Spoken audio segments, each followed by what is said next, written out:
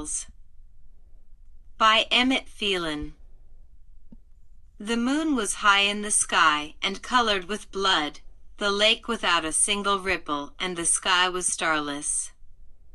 The town of Derry was all quiet apart from a few neighborhood dogs barking. There is a town legend of a man named Dallas, the church killer.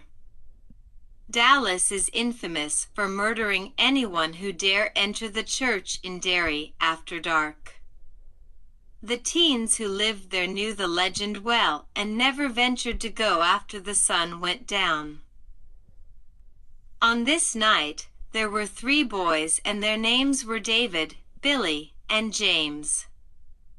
The boys were hanging out at Billy's house making plans for Halloween, which was only a few days away.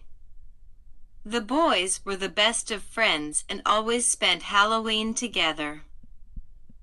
Billy's older brother Jed found the boys downstairs talking about costumes and their plans for Halloween. Jed is a few years older than Billy and likes to tease his younger brother and his friends. "I dare you to see how long you can last in the church," Jed taunted.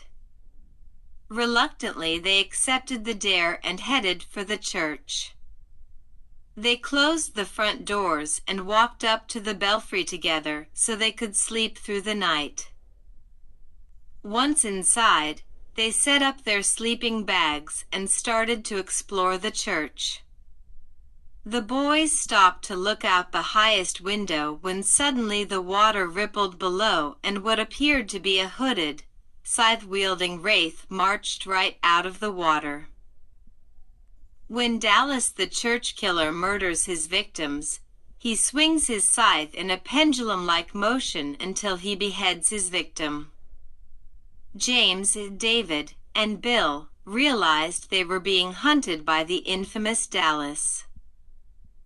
They only had a few seconds to come up with an escape plan, so, as they were being chased by Dallas, their only option was to run up into the belfry to ring the bell to call for help.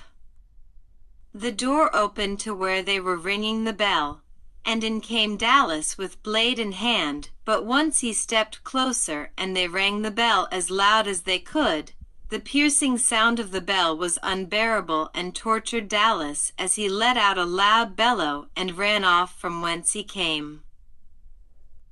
Once the sun came up, they ran straight home, knowing they were incredibly lucky to have survived the ordeal.